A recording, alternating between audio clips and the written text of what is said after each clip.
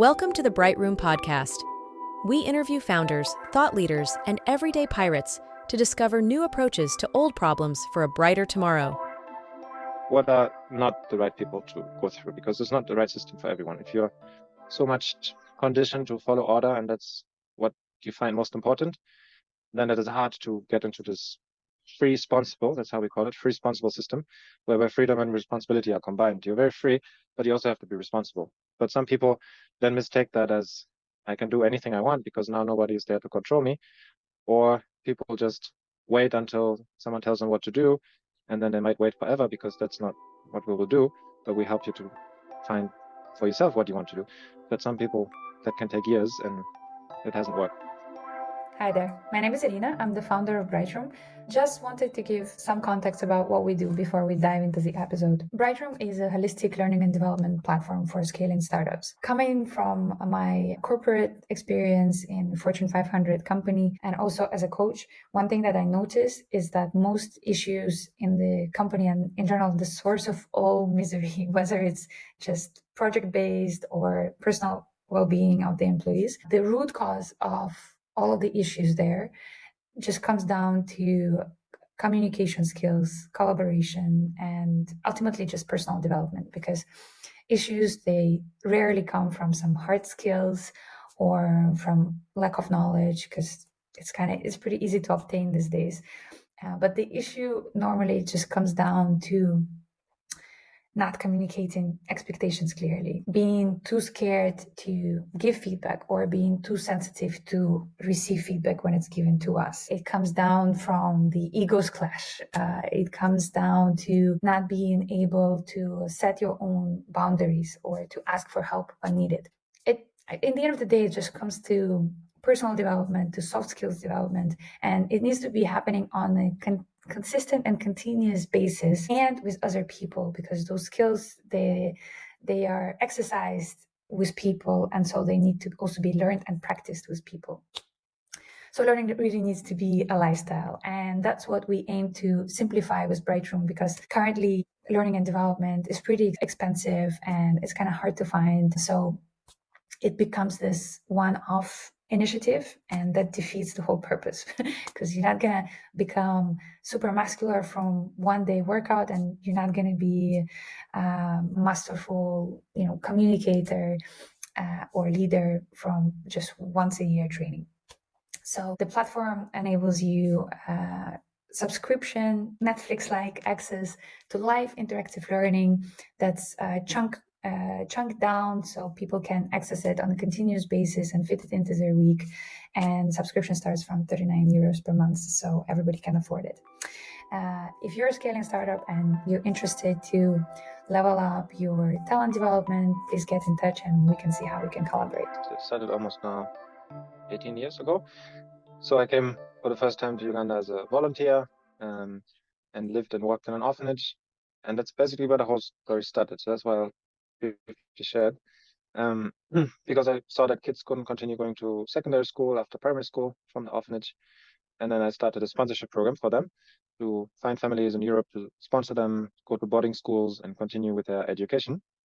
But then in 2013, every year new kids would have joined, and by 2013 we had about 60 students in the program, and the first generation had just finished high school and had also good grades, but then couldn't find jobs because there's a high youth unemployment in Uganda. Couldn't go to university because tuition fees are very high, and the goal of having young people educated for a sustainable life wasn't met. So that was the point for me in 2013 to come back to Uganda, and ever since I've been basically around permanently. And we sat together in like an open space to discuss what do we do now with the current generation that had finished high school and the one that was about to finish high school. And we came up with the idea to create a space where young people create their own jobs. And that's how we started basically with SINA in 2014. And so it was from the start like a collaboration between the graduates of the sponsorship program and me, and we found a few other people along the way and started all together building the physical space, and what you can see now, how it looks, the first community in Uganda, but also basically the model where from the start we had someone come in from the US as a volunteer for a few weeks, who had a lot of experiences in project-based learning. So he has been helping to start project-based schools in the US, where education is more tailored around, let's say, like students build a bicycle. And if you build a bicycle, you have to use math and you have to use many different things. And it's a tangible project and people learn through that instead of having 20 minutes of math and then it is in block times. And there were also some elements where the students kind of were actively involved in the administration of the school. So we used some of that principles and some principles I had come across from my own studies towards more empowering people from the ground, like giving them roles and responsibilities instead of telling them of what to do. So helping people to find their own answers. And so we built something from the start that I would say would classify as a TO structure since 2015 and developed different stages, also how the young people go through the training, you could say. And we expanded to any kind of marginalized young people, people from difficult backgrounds, to unleash their potentials and in the end become social entrepreneurs. So not just to create jobs, but also really solve challenges through business. And we quickly saw that it's not just kind of skills that is needed, but first of all, the mindset towards that.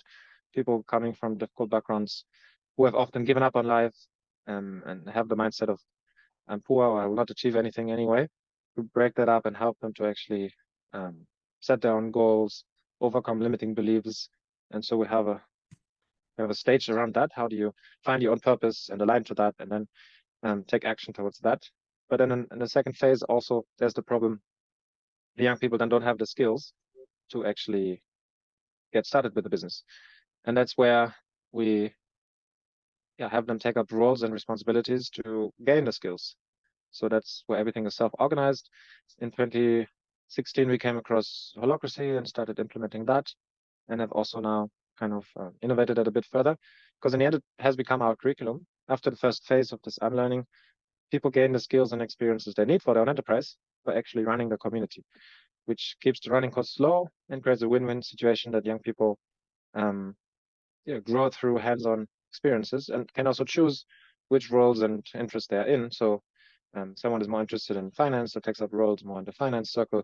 Another one is more interested in training, so is like a participant at first, then becomes a co-facilitator for the next group, then maybe becomes a facilitator and someone else is a co-facilitator, and maybe a year later the person is already a coordinator of the whole program to see who does which kind of sessions and so on. And by that time, the person is already in charge of like budgets and solves problems all the time. And so that step towards creating your own enterprise is a small step because you're already so much into basically running an enterprise because you're running part of the whole SINA community. Yeah. And maybe to summarize the long introduction, the model has now not just stopped in this one community, but since 2016, we have had the first group of refugees who joined us, who found us and joined us and said now after 9 months, if we're supposed to create a social enterprise, can we not replicate the model of SINA and make that our social enterprise? And since then, we have found more and more people or organizations interested in coming out to the main community, going through the model and being then equipped by us to replicate it and then create their own community, but working basically or implementing the same model. So today we have 10, maybe in the next couple of weeks, 11 communities that are up and running, and 5 of them in Uganda, 2 in Congo, 2 in Tanzania, 1 in Zimbabwe, and 1 in Kenya. So it's really been growing and replicating, but in a way also nature replicates by like creating seeds that are then flying off to other places and starting to grow as new trees or as new similar than where the mother give birth to them. Yeah, that's amazing. I want to understand a bit more how that works. But before we go there, I'm just curious, where is your approach coming from? Because I mean, even in Germany, the kind of the school structure and like the social structure is still quite hierarchical, and I think it's quite common for people from the West to come to less developed countries and just bring in solutions like, oh, like here's how you do things, rather than helping people to find their own solutions. So I'm just curious where your approach is coming from. Yeah, it came from some basic principles from my master's studies, I would say, which I studied in Austria, peace, development, security, and international conflict transformation. and it's potentially one of the most alternative master programs in Europe that is still accredited as a master's program. But it's all about experiential learning. There's no exams, and there's in the end grades because they have to give grades, but no one really cares about the grades. But there's a lot of experiences to find your own peace. And this philosophy of if you want to create peace in the world, you have to start with yourself and create your own peace, and not to go out and tell people basically what to do, but to enable them to find also their own peace. So that's one of the philosophies I really liked, and also it was clear that that's the only way how it can really work out well. If I have to be aware of where I'm coming from and my own background, and creating a place where we're all equal, we can all be a leader and a follower at the same time, and people create their own solutions and become the change they want to see, instead of anyone telling them what to do or have a hierarchy that is top down, which can work in the short term, but not for the long term. Okay, so it started in that program that you did in Austria. That was one of the basic philosophies that was clear to me, that needs to be a basis also in SINA, that we don't enforce any solutions on others, but we help people to reflect, discover for themselves what is their purpose, what are the habits they have, are they helpful or not, and if some are not helpful, how can they change them. They discover like a passion of learning sometimes, that often in school people have been even beaten for not having the right answer, and people have often maybe they don't like to read, they don't like to study because it's coming back with bad memories from school. And many of our beneficiaries, our scholars, how we call them, have not gone far in formal education. So they feel often like a failure because that system was not maybe getting the best out of them. And so they feel like failure. But they can easily overcome that limiting belief and actually create amazing things. And today we have about 70 enterprises that are up and running, that are doing well. And many of them are actually employing even some of the university graduates that are all having kind of the same mindset of being conditioned to be obedient, follow order, follow structure, but not go out of any kind of box. And as an entrepreneur, you need to do that, and you need to ask questions and be critical and be self-driven and sometimes take risks. But that's not typically what people learn in the formal educational system. Yeah. And how long is this program? So you said it consists out of the two parts. First is kind of like the mindset part, and the second one is more practical skills. And in total, how long is this program? Yeah, there's five different stages that we have kind of classified it in. So the first stage, which we call the confusion stage, is between 2 to 3 months. Depends a bit on the context. For example, in refugee camps, people have typically more like less time because they also have to survive. Whereby in the main community, people are staying and they have the basic needs provided, food and accommodation, everything is there. So we have more time with them, and that makes it 3 months to really focus on the personal development. And that's still very structured sessions from morning to evening. And that's basically the only fixed time frame. Everything else is very flexible because there's different needs. Some people are faster, some people are slower, some people need more time, others need less. And this self-organized basically curriculum allows for that, because as long as people take up roles and responsibilities, they're also contributing back, but they're also growing. So that's a win-win. And people, sometimes the fastest has been about 9 months, people coming in and going out with their own enterprise. But we have people that have stayed on for years, 2 years, 3 years, 5 years, and that's fine because we need some stability, because there's a lot of people coming in and going out. So people also need to give forward skills and take up some roles that shouldn't change so quickly. But also in the end, people still go out with their own enterprise, and some need more or some need less time, and it can be really accommodative. But then we also have another 2 stages that I haven't mentioned yet, where it's about the business development. So while people take up roles and responsibilities, always new ideas come up naturally. And then we have a stage where those ideas are being tested, like a boot camp to try to find market, can it become a business? And people can go through that many times. So maybe the first time it doesn't work out, either the idea is not yet ready or needs to change, or the team is not yet ready, doesn't have the skills yet. And so they try again and again and again until something works out. So there's a lot of flexibility that people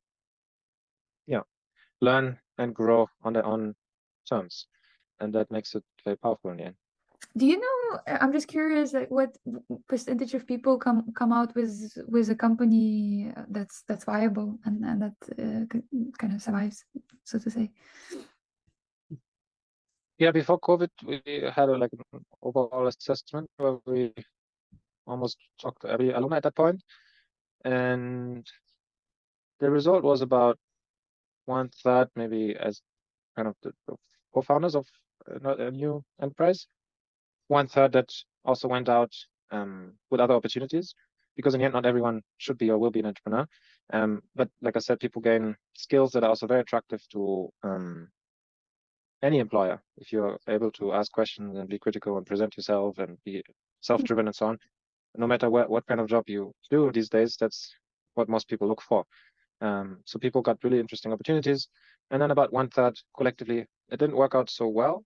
But I think that number has reduced now a lot, because we've figured out also from the selection what are not the right people to go through, because it's not the right system for everyone. If you're so much conditioned to follow order and that's what you find most important, then it is hard to get into this Freesponsible, that's how we call it, Freesponsible system, whereby freedom and responsibility are combined. You're very free, but you also have to be responsible. But some people then mistake that as, I can do anything I want because now nobody is there to control me. Or people just wait until someone tells them what to do, and then they might wait forever, because that's not what we will do, but we help you to find for yourself what you want to do. But some people, that can take years, and it hasn't worked. So that's kind of what distribution was back then. But what is interesting now is that if we look back many years later, I think for most scholars, we have planted like a seed that for some, even if they went out with their own job, that seed was still there and has started to germinate. And many have even started an enterprise now, or have come back, and we allow them also to come back into the later stages to try out the enterprise in SINA again. And some have done that and done quite successfully. So that seed of entrepreneurship was planted, but maybe it took a bit longer to get active. And some have still started an enterprise even then some years later. Okay. And how do you identify who's like the people for whom that would be a good environment and people for whom that wouldn't be useful? Yeah, the majority, almost like 80%, 90% comes from referrals.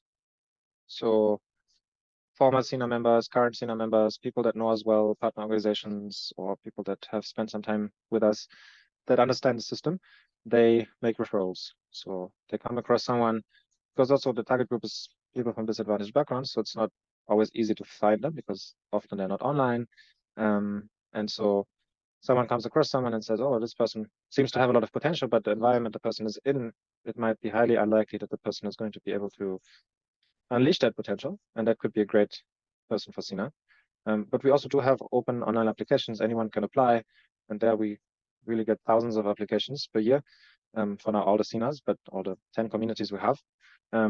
But there we then look through who could be a potential fit, and then also invite them for a selection day. So all the referred people plus the screened online applicants that could make sense, then typically come together for a selection day in each of the communities, where there's a full day of activities and games where we get to understand the backgrounds, get to see how people interact, and have activities where you can see a bit potential and teamwork and perseverance and other skills that, or character traits that might be helpful to have for potential scholars. So you said that you started with holacracy and then you expanded, and you also mentioned that like now you could call it like a teal structure. Could you tell me a bit more? Like how would you define your organization right now? From my understanding, what we initially started in 2014 was potentially looking back already like teal, because it was self-organized but didn't have the clear governance structure that holacracy offers. So it was a little bit more like in a school project where you have a team, everyone is doing something, and in the end, it's one or two people that do most of the job or the work, and others who are just there. So it worked, but it wasn't so empowering on a personal basis for everyone, because you could kind of hide in a group. But then with holacracy, it became more clear that everyone has specific roles and accountabilities, and also how they can change and evolve, and the whole governance process. And that became a better way to do it. And we kind of learned that through all the resources we could find online. Then I met someone who was, I would say, one of the pioneers that brought holacracy from the US to Europe. And she came out to Uganda 3 or 4 times and helped us with kind of the implementation, and it improved. But then we also realized, especially in a community setting, that holacracy is great to structure the work. But for us, it's not just the work environment, but it's also like a community where people actually live, or there's other things at play. Like, for example, working with young people, ages of 16 to 30, the majority late teens, early 20s. There's a lot of couples forming and jealousies and conflicts and so on. So maybe I have a role and you have a role, and on the role basis, there's no conflict, but maybe because of whatever personal things, there's a big conflict and we are not working together. So if we don't address also that community conflict, the work will not get done. So that's where we also started to incorporate more like a community element, and even also more like a personal well-being element, since we're also working with often disadvantaged youth or people with traumatic experiences. So it became more like a holistic way to structure the work through holacracy, but also how do we make decisions in the community? How do we structure the community? And also how do we take care of kind of the personal well-being? And that's what we have kind of now.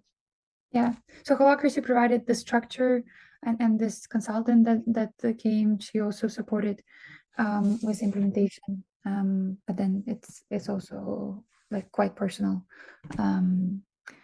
Okay.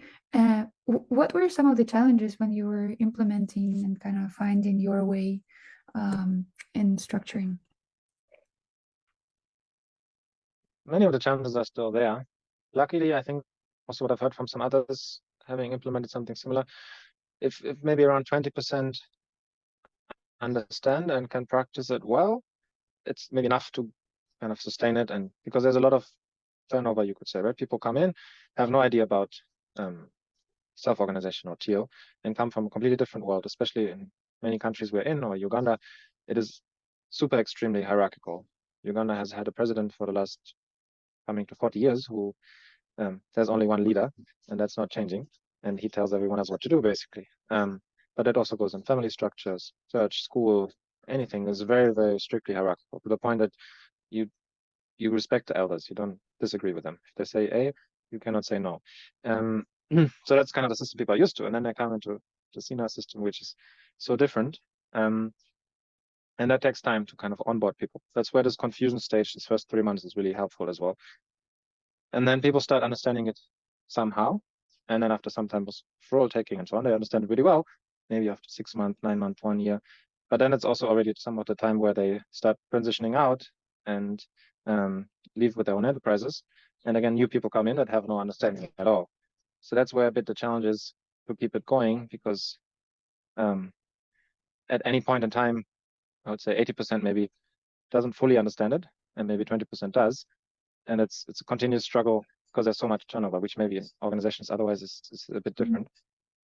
But it still works, and almost I cannot fully even explain why, but sometimes I had the worries like, oh, it's going to tip the other way, and people don't understand anymore how this should work. But it has always, over the last years, always somehow worked out. But that's a continuous struggle, this unlearning, overcoming that structure that people come from, and getting them into this new system that allows people to find their own purpose and align to that, and be in charge of themselves. Yeah. So that's one of the challenges. So how many people do you normally have in any given time? You don't have any employees, like fixed employees, right? It's all kind of community managed. It's all kind of community managed. There's a kind of let's say, an allowance or a stipend or small salary that some people can get in the communities. And because if they stay on for long, maybe some needs also change. But it's also on design quite little, so that people don't become too comfortable and then stay because of that. Because then they start also their own enterprises and raise their own finances through that. And that has worked well. In total, there's about 50 to 100 members in each of the communities, on average around maybe 70. More than that, it probably also doesn't work so well, because it's small enough to kind of have personal interactions with almost everyone. And if it would grow beyond that, maybe it wouldn't work anymore. And then we'd rather have more communities of 50 to 100 than have one giant one where things become too anonymous. Okay. Yeah, that's quite interesting because I mean, even in the companies that are kind of they have people more stable, it is a challenge still to find the people who can work in this way and onboard them, and you have it in the constant flow. So that's quite interesting. Yeah, and one thing to add there, the nice thing is also, I mean, many times people we work with know it from the school setting and the family setting and the political system, but they have not yet had so much experience in like in a work environment or business setting. And then people start seeing this as a new normal almost. And and then have also started replicating this in their own enterprises. So now more and more the enterprises that are coming out of SINA are also more and more using teal structures or holacracy to run, which is really great to see. But they also face then a lot of challenges because it's like yeah, in the outside world, then they're so different. Again, it can be difficult to interact with the outside in terms of customers or service providers or other things. But it's happening more and more. That's really cool. And also sometimes there's like one person from South Sudan who has been a refugee and has replicated SINA in a refugee camp. He said like, oh, how I would wish the South Sudanese government would run on holacracy, because he has seen, because South Sudan is a really basically bad example of how they became independent and there was a lot of hope, but then the struggle for power and money and resources has quickly turned into a big disaster. So if they wouldn't have had that struggle for power, but rather found a way to be more like a teal structure, maybe things would have been different. So he said, how I wish the government would organize itself like that. Yeah, that's interesting. What works particularly well?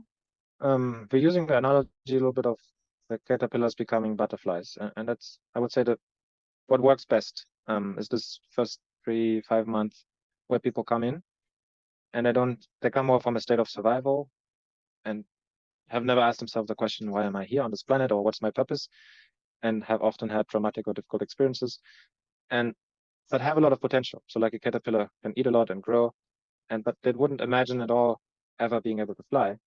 And then within the first 3-5 months, there's this transformation happening, and people have discovered their purpose and start setting goals and start acting on them and take over responsibilities and grow in their skills and abilities. And so somehow the transformation happens and they actually start flying. And I think that's what works the best. This first phase of almost like an onboarding, but it's more also this personal experience that people go through to really find a new way for themselves that seems to work better for themselves. Yeah. So how do you create this space like for people to feel safe and to find their purpose in such a short period of time? Also 3 months is I mean, people can spend their whole life and not find their purpose. So what are some of the things that you do in those 3 months that enable that? Yeah, I mean, it's the first idea. I think it's a never-ending journey to find your purpose, but people understand it maybe a little bit more. So often also the traumatic experiences people had can become the basis then to help others not to have to go through the same experiences. And we have many enterprises that have started like that. So we have like a mosquito repellent soap, which fights against malaria, and the founder almost died of malaria as a child. Or we have an organization that works with victims and survivors of sexual violence, and the founder was affected by that as a child, things like that. And in the first 3 months, there's a lot of some tools that we use, from nonviolent communication to 7 habits of highly effective people and in innovative ways, but also a lot of experiential learning, and also personal one-on-one coaching. And like, for example, I give you one example of a session that is like quite transformative, whereby maybe the day before someone gave more lecture style session, and then the next day facilitator comes in and tells people on an angry note, you didn't pay attention, now we're going to do an exam, and if you fail the exam you have to leave. And people almost start crying, or some really literally start crying, do the exam, and some people are happy because they paid attention and I think they will do well because it's the setting they knew from school. And then after everyone has done the exam, it is piled on front and burned, literally set on fire. And then the people that started to cry were now happy, and the ones that were happy were now crying because they thought they did well. And then the whole session goes into like a conversation. Why don't we do exams? What's wrong with the school educational system where people are told what to do and are solving problems that people know the answer and it's at the end of the book? But what we're trying to do is rather support people to find their own answers, or answers to problems that no one has an answer to, like climate change or other things like that, which can become use of enterprise.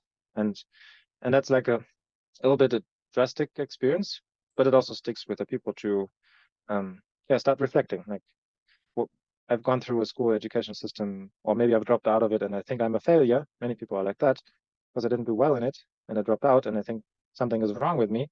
And I start to reflect now, okay, maybe it's not me that is a problem, maybe the system is a problem. And there can be a different system that I can actually flourish in. And how can I transform into that, or how can I nurture that? So not sure if that answers the question, but gives you maybe an idea. Yeah, for sure. That's an interesting practice. If you were to do it all over again now, to start doing it from scratch, is there anything you would do differently in terms of this, I guess, system and structure implementation in the community to make it work in this self-managing, holistic way? Not much, because I think the beauty of that system is also it's tension driven. So if there's anything wrong, we always evolve and change, and I think it's working well, but it is always still updating, changing, evolving. So many things that were there were addressed along the way, but I could outline a few that maybe we only realized the hard way and would have addressed earlier if we would have seen it earlier. But like one was the focus on the personal development. So initially we didn't have that 3 months period of personal growth in the beginning, a little bit, but not to that extent. And then we had some first quick success stories of enterprises coming up and doing really well. And then also, I mean, there's a lot of corruption in the environment we are here in. So once some money came in, problems started, and the enterprises, as quickly as they were successful, they also quickly collapsed. And it's also not really that you can blame anyone if you're coming from a difficult background, you maybe never had much money in your hands before, and all of a sudden you have a business and there's money on the accounts. Yeah, temptations can be there, and bad practices can come up. So we realized the success of an enterprise depends on the kind of the mindset as well of the people that are running it. If they're not able to also let go of the power and the money in terms of distributing authority, or like a problem has at that point for some of the enterprises was that because something started to work and they never had anything in their life before, and now something was working, they were holding on to it so much that like they were afraid anyone coming into the business should not be smarter or better than the founder, because that was a threat, right? But of course then the business can't grow or even sustain if the founder is on everything, the smartest person on everything. It cannot go beyond a few people. So they're focusing on the personal growth and making that really, the basis of everything, the foundation. That's then how the stage that we call the confusion stage was kind of created about.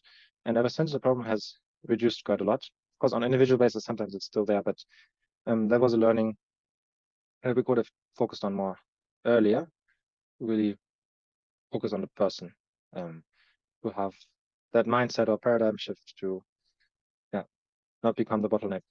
Any other painful lessons? Not sure if any others that comes to mind that is really meaningful. Because again, that's a nice thing. Things have been addressed always quickly. And what's your process for managing tensions? Yeah, there's different kind of tensions. Like I said, we have this kind of structure that we also try to distinguish between the tensions. Is it a personal tension, like a tension of myself? Is it a tension, an interrelational tension, or is it a work role-related tension? And sometimes getting that clarity can be the first step to even resolve it.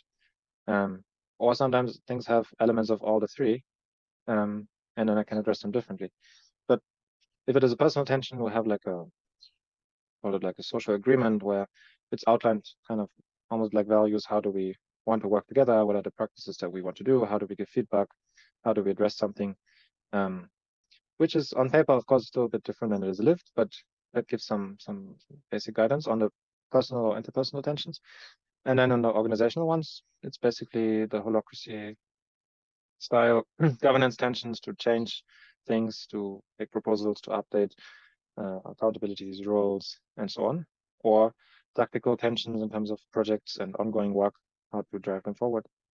There's also, well, every SINA does it a bit different, and they're free to adjust it because it's something that has to work for them locally. But most of them have, for the community setting, also some kind of like a committee that is elected. So what happens if someone does something that is really against or harmful to the community? Then what happens? Who does that decision? And then the committee can sit and can discuss and use a sometimes systemic consensus decision making. What is the least resistance towards any of the proposals, or sometimes just consensus or majority vote. It depends. To find actions to expel someone for a few days or weeks, or to just tell the person, no, this was too much. You have to leave, and that's it. That can also sometimes happen, but it's rare.